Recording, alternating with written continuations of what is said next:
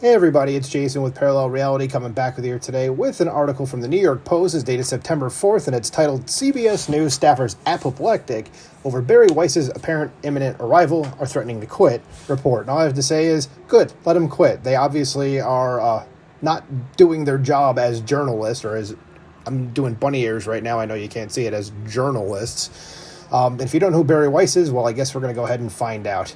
And it's a pretty interesting story about how she came to this situation. So it says, CBS News staffers are apoplectic over reports that Bari Weiss, an avowedly pro-Israel journalist, which is probably a huge part of the problem, but that's not why I was saying, if you don't know who she is, and she is the woman that you can see there on the screen at the bottom. So they are apoplectic that she's on the verge of taking a top job at the Tiffany Network, according to a report. Says Weiss, the former New York Times opinion editor who quit in 2020 after blasting the paper's illiberal environment, and by the way, she's a liberal, is reportedly in line for a senior editorial role at CBS as part of Paramount's pending acquisition of her startup, the Free Press, and a deal valued at up to $200 million.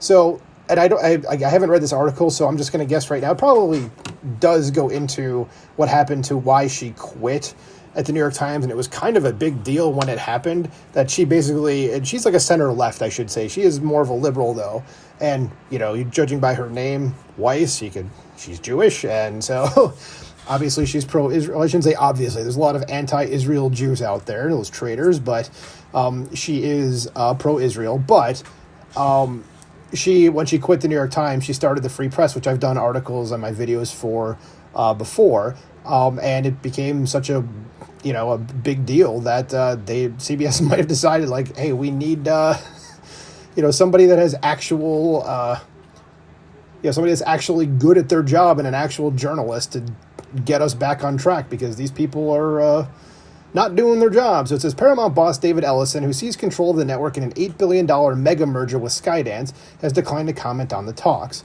But the Puck News website reported late Wednesday that the deal is in advanced stages and likely to close soon.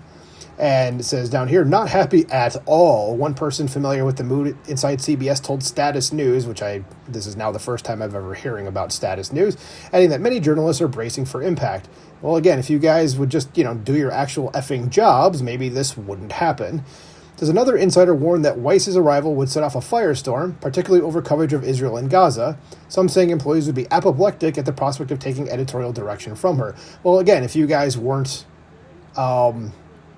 Sorry, I got distracted by the Benny Johnson headline there, right in the middle of the page, which I don't disagree with, by the way. Anyway, it's like if you guys would report on this honestly, which you're not doing, then, again, you wouldn't be in the position that you're in right now if she actually does take over, because this isn't a done deal right now. It says, and it's just jumped because of that ad, thank you very much. It says, one prominent journalist outside CBS went even further, telling Status they would resign rather than work under Weiss, summing up the situation with a biting line, good night and bad luck. Well, no one's going to miss you if you resign. Trust me. No, if you're not willing to put your name on here, no one's going to know who you are if you quit. So, F off. This good night and bad luck is a deliberate play on the words that riffs on the legendary 1950s CBS News anchor Edward R. Murrow's sign-off, which is good night and good luck. And I was about to say this next line here, or this next thing, which is in the next line, says, which became the title of a 2005 George Clooney film about Murrow. It says the anti-Weiss backlash shows how rattled CBS staff already are after years of cutbacks and dwindling ratings. And again, you guys want to report on things honestly, maybe this crap wouldn't happen. Says Ellison, who is the man in the picture right there, has tried to calm nerves over anticipated changes at the Tiffany Network.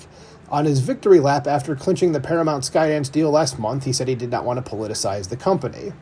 Yet his first big splash at CBS News is poised to be Weiss, a sharp-tongued critic of progressive orthodoxy who built the Free Press into a subscriber-driven platform mixing opinion, essays, and interviews. And again, you can have progressive and liberal opinions on there for sure, but as long as you report things accurately and you give both sides equal weight. I personally don't care then, but when everything is skewed exclusively to one extreme side of the political spectrum, that's a problem, okay? Because people are not getting fed the truth. Says Puck Media reporter Dylan Byers pegged Paramount's offer to Weiss, or for Weiss's outlet, at well above $100 million, while other estimates have gone as high as $200 million, more than 10 times its reported $10 million to $15 million in annual subscription revenue.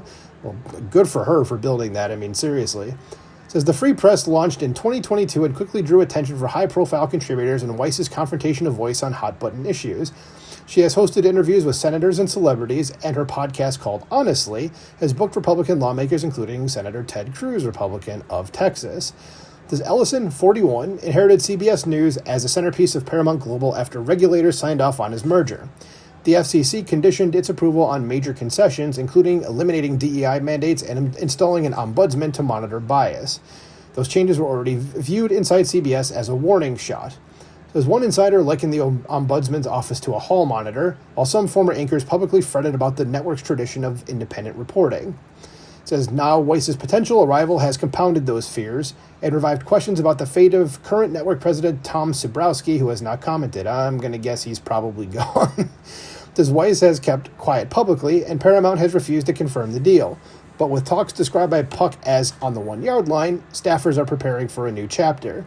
The Post has sought comment from Paramount and Weiss, and so CBS News declined to comment. So, again, good for Bari Weiss at doing this. It's good for anybody that's able to create, a news platform of their own that people take seriously and follow, and then gets a huge gig. Assuming this actually goes through, maybe by the time this video is posted, it'll be a done deal.